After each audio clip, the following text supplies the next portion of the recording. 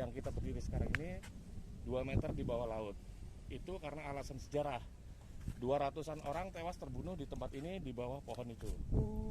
Sekitar pohon itulah tentara Jepang mengeksekusi para korbannya. Kemudian jenazah mereka dibuang begitu saja di monumen yang dulunya merupakan lubang besar.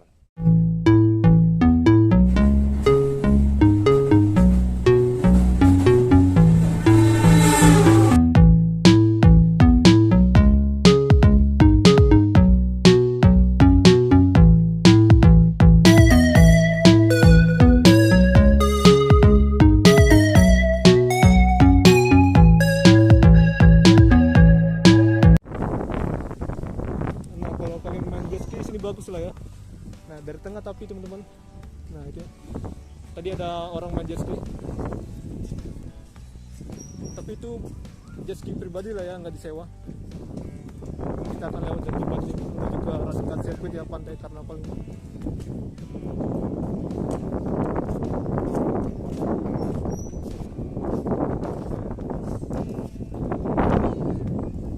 Nah di situ ada tulisan teman-teman. Sebenarnya saya pengen masuk ke kuburan korban perang dunia, tapi caranya gimana teman-teman? Tapi saya pernah baca ya, situ ada tulis tekan tombol katanya, tekan bel ya gitu ya. Nah sini ada informasi.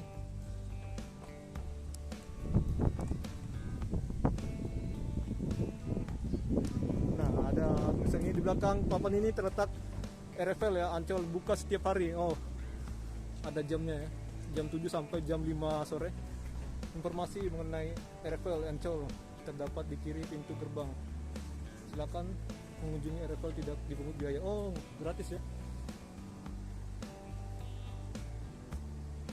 Oke, kita akan coba dulu ya teman-teman. Jadi masuknya gratis ya. Apakah dibuka? Saya mau masuk dulu. Sebelum kita ke Formula E. Sebenarnya ikat tali saya sudah lepas ya, tapi saya tidak akan bereskan karena aman lah ya, kita tidak di eskalator. Oke, saya penasaran. Pak, boleh masuk Pak? Saya mau masuk Pak untuk lihat kuburannya Pak. Boleh. Oh boleh. Mohon maaf ya. Kenapa? Nanti kalau sudah masuk ke area pemakaman, untuk videonya tolong jangan sampai namanya terlihat. Oh nama itu ya kuburannya gitu ya Pak ya? Nama orang. Nama apa? Oh nama nisannya gitu Pak? Iya. Oke siap Pak. Saya akan jalan dari tengah-tengah aja Pak gitu. Enggak saya samperin apanya kuburannya, nisannya gitu. Perlu dipandu kan? Boleh dipandu Pak? Iya makanya perlu dipandu karena ini keperluannya untuk apa ya videonya ya? Ya untuk apa aja Pak? Untuk koleksi saja Pak gitu Pak? Betul, kami juga perlu tahu kan? Iya. Karena ini wilayah privasi juga kan? Oke, untuk pribadi saja ini Pak saya Pak. Nah jadi gini, ini kami tidak ingin konten videonya berisi dengan narasi-narasi yang tidak benar. Karena Oke, baik, narasi-narasi yang tidak benar itu banyak bermunculan, misalkan tentang hal-hal yang angker, mistik, itu kami tidak memperbolehkan hal itu. Oke. Sebenarnya untuk membuat video pun harusnya ada izin. Oh harus ada izin, saya tahu Pak itu Pak. Sudah punya izin belum? Saya belum punya Pak. Tapi saya yakin Pak ini tidak saya akan salah gunakan gitu Pak. Nah gini, saya bukannya tidak mempercayai, kita harus ada bukti ini ya. Boleh saya mintakan KTP-nya, jadi nanti kita Oke. sesuatunya. Boleh Pak. Jadi saya bisa ini dari sini silakan. Oke baik Pak. Terus ini jadi ini dibangun pada tahun berapa Pak ya? Ini kita diresmikan tanggal 14 September 1946. Oh. Jadi dulu Indonesia ada 22 pemakaman seperti ini. Kemudian Presiden Soekarno minta hanya 7 tahun 60-an, maka 15 yang akan ditutup tadi rangka-rangkanya dipindah-pindahkan, salah satunya ke Ancol. Oh. Semua digabungkan gitu Pak ya? Iya. Dari beberapa kuburan. Iya. Tapi awalnya kita ada 2 besar. Oh banyak juga Pak ya? Nah ini foto-foto kami ketika belum direnovasi secara total, waktu kami sering kebanjiran. Oh jadi kawasan sini pernah kebanjiran Pak ya? Iya. Karena Karena lokasi di mana kita berdiri sekarang ini merupakan tanah di bawah laut 2 meteran, sekitar 2 meteran. Oh, sekitar 2 meteran. Ya, Kalau Bapak MR Robert ini siapa Pak ya? Presiden Direktur UGS pada waktu itu. Sekarang sudah ganti. Oke, tahun 2000. Ya, 10. ya, itu waktu peresmian tanggul. Oh, ini tanggul Pak ya? Ya, jadi itu dam. Pada waktu sebelum 2010 kami sering kebanjiran, setahun bisa 2 atau 3 kali. Bagus ya Pak ya tamannya. Makanya itu saya tertarik Pak. Kalau saya jalan situ lihat ini, wow keren banget ya kuburannya. Nggak seperti kuburan biasanya gitu. Ya, kita mulai dari sana aja ya. Oke, karena, baiklah. ada video seperti ini, saya takutnya nanti kerekam Nama-nama itu yang korban. nisan. Nama-nama nisan. Jadi di sini bukan cuma Kristen atau apa ya beragama Islam Pak ya, tapi Yahudi ada juga Pak ya? Kalau di Ancol kebetulan tidak ada. Oh tidak ada. Cuma kalau di lain tempat ada. Pada intinya kami merawat korban perang. Semua agama ada, semua bangsa ada, baik sipil maupun militer. Nah, mengenai agama Yahudi tadi, kebetulan aja di Ancol itu tidak ada. Oh tidak ada Pak. Tapi saya pernah baca di sana kayak ada apa ya, kayak ada penjelasan gitu. Situ ada kayak nisannya Yahudi gitu. Ada penjelasan kalau Kristen kayak gini kuburannya gitu. Nanti kita jelaskan setelah ini aja, kita sampai di sekitar Oke, monumen, di mana penjelasannya bisa lebih lengkap dengan visualisasi yang lebih baik lagi. Baik Pak. Oh bagus sekali ya untuk apanya ya rumputnya Pak ya. Terima kasih. Nyaman empuknya. Ada bunga-bunga. Oh, suasana sini Pak. Ya.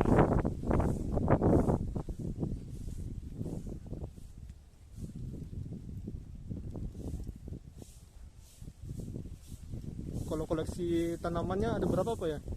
Wah, saya nggak pernah mendata. Oh nggak ada Pak. Ya. Sebenarnya cakep-cakep ini Pak. Sebenarnya sih tanamannya hal-hal yang umum saja, cuman mungkin penataannya dan perawatannya yang membuat lebih berbeda daripada yang lain.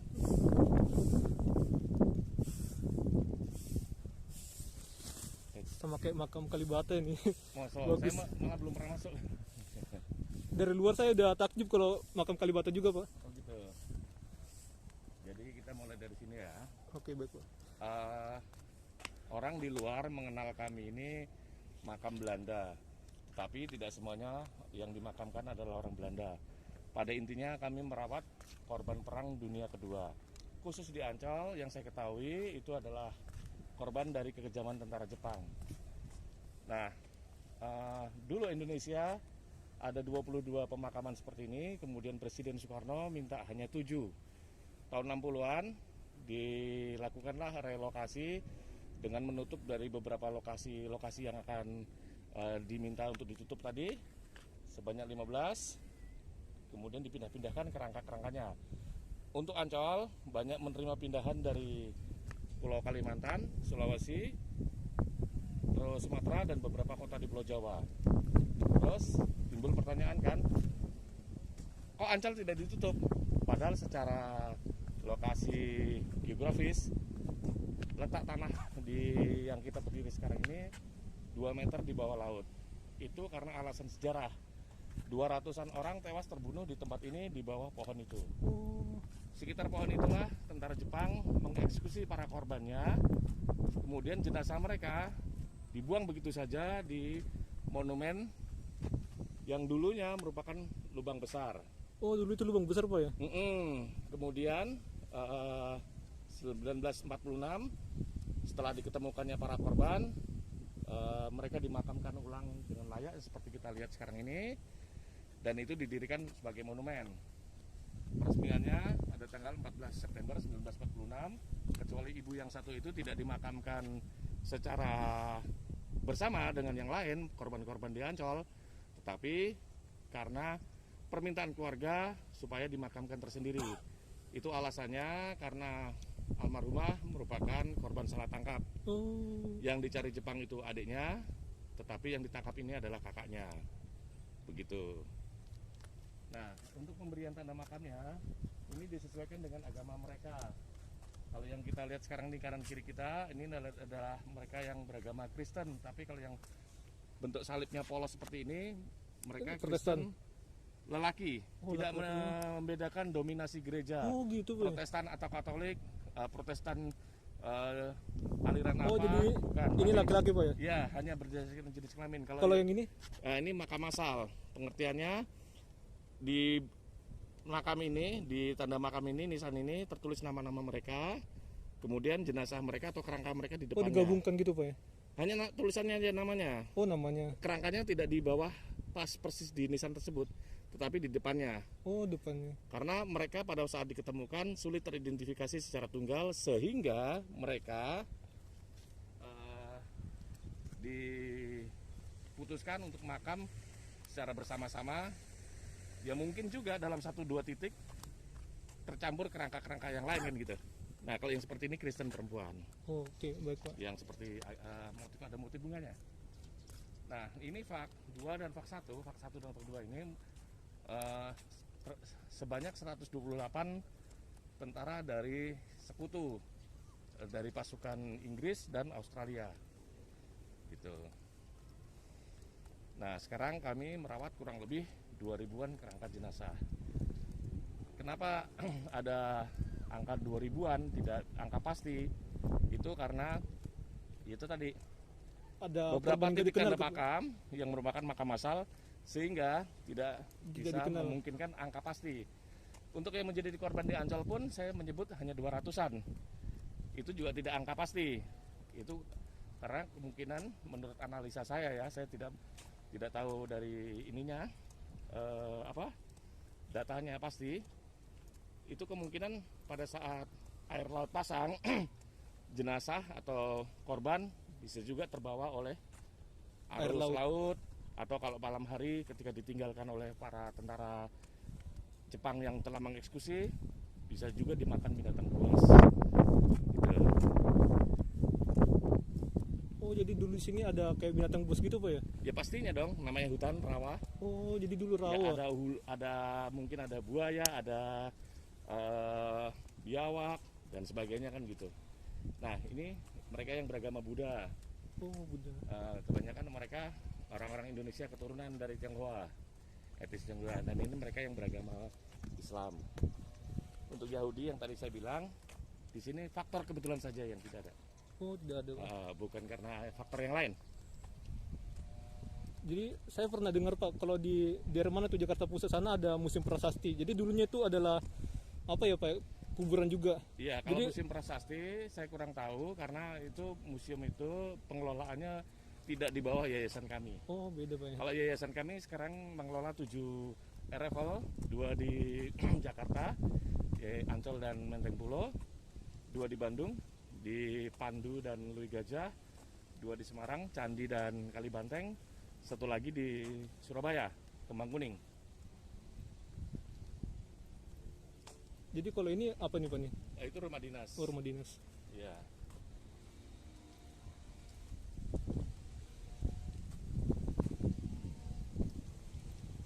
Nah ini pendopo, tempat kami menerima tamu seperti masnya ini. Kita terima tamu di sini.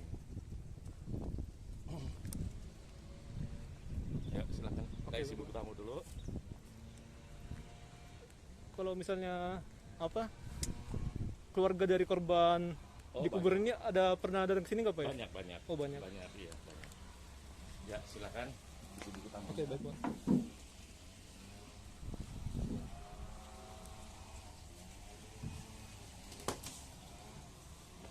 Serahkan orang-orang saya untuk mendampingi. Tetapi kalau kondisi sore seperti ini atau siang atau hari libur kan kita susah. Iya benar. Ya gitu. Jadi hal-hal itu sering aja terjadi, pelanggaran-pelanggaran, dan kita memang akui ya itu ada gitu aja. Jadi itu nggak dikunci Pak ya untuk gerbangnya Pak ya? Kalau masih jam kunjungan tidak boleh dikunci. Oh.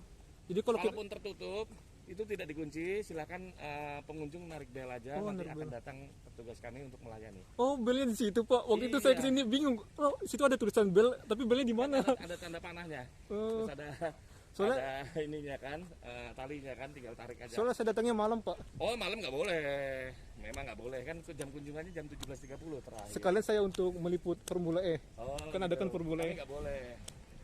17.30 kita sudah tutup. Oh, di dalam. Ini kan tinggal tarik aja kan.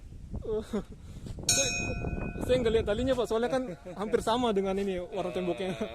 Enggak, kalau udah malam memang kita tuh ini ya, lilit, kemudian kita tutup pakai tutup besi, menghindari pencurian. Oh gitu Pak. Jadi kalau misalkan ada bel ya udah 17.30 nggak mungkin ya ketemu belnya. Oh saya nggak lihat itunya panahnya tuh, ada arah panahnya gitu. Saya kira pencet tombol gitu kan, kayak tombol rumah gitu. Iya. Gitu. Nggak boleh, kita nggak boleh terima tamu lagi. Oke Pak, makasih Pak. Terima kasih kembali. Mari, Pak. Ya, mari. Semoga sehat selalu Pak. Sehat selalu juga Mas. Oke baik Pak, amin. Terima kasih. Amin. Oke teman-teman, beginilah perjalanan saya di RFL Ancol ya. Oke, saya tutup di sini teman-teman. Jangan lupa klik like, comment, share dan subscribe. Bye. Oh ya, saya tidak akan tutup di sini. Saya sangat bangga sekali dengan pemandunya ya, sangat ramah sekali menerima saya. Padahal saya tidak siapa-siapa ya.